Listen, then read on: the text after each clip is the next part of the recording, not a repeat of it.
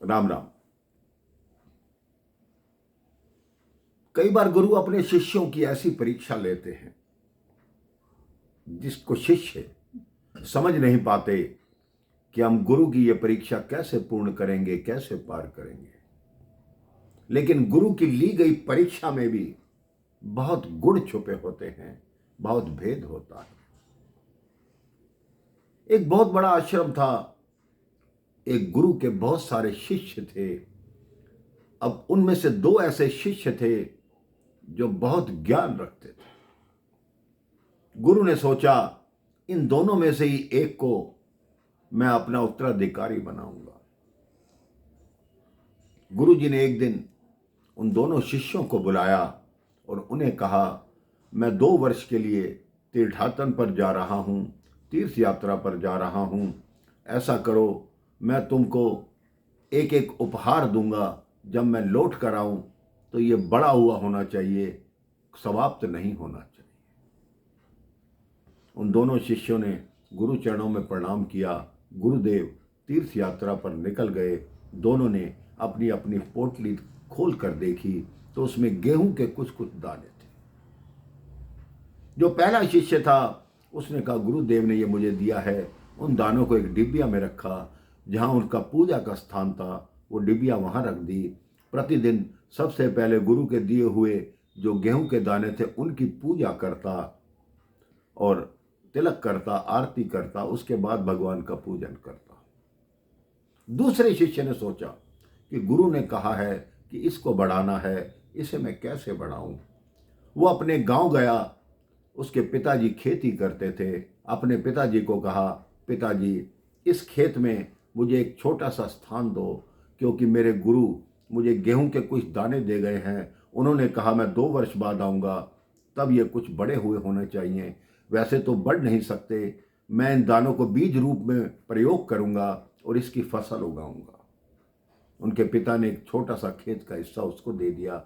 उसने वो दाने उस जगह फैलाए, वहाँ फसल हुई। वो फसल बेची, अगली फसल हुई, वो बेची, अगली हुई। जब तक गुरु जी आए तो वो पता नहीं कितनी फसलें वहां पर हो चुकी थी। गुरु जी वहां पर आए। उन्होंने सबसे पहले उन्हीं 2 शिष्यों को बुलाया कि मैं तुम्हें कुछ दे कर गया था, उसका क्या किया। तो पहला शिष्य भागा और अपने पूजा स्थल से उठाकर वो डिबिया लाया। उनने सोचा मैंने इतनी पूजन किया है तो मेरे गुरुजी बहुत प्रसन्न होंगे। गुरुजी ने कहा, ये क्या है? कहता है वही दाने हैं जो आपने मुझे दिए थे, इसी डिबिया में रखे थे और मैं नित्य प्रति इसकी पूजा करता था, इसकी सेवा करता था, इसकी आरती करता था। मैंने इनका बहुत ध्यान रखा। गुरुजी के चेहरे पर उदासी छा गई। उन्होंने दूसरे शिष्य से पूछा कि तुम्हें भी गेहूं के दाने दिए थे? वो बोला, गुरुदेव मुझे ज्ञात नहीं था कि आप आज आने वाले हैं, नहीं तो मैं वो लेकर आता। आप मुझे सायंकाल तक का समय दीजिए, मैं लेकर आता हूँ। उसने गांव में संदेश भेजा। उसके पिताजी 2 बैलगाड़ी भरकर गेहूं की ले आए।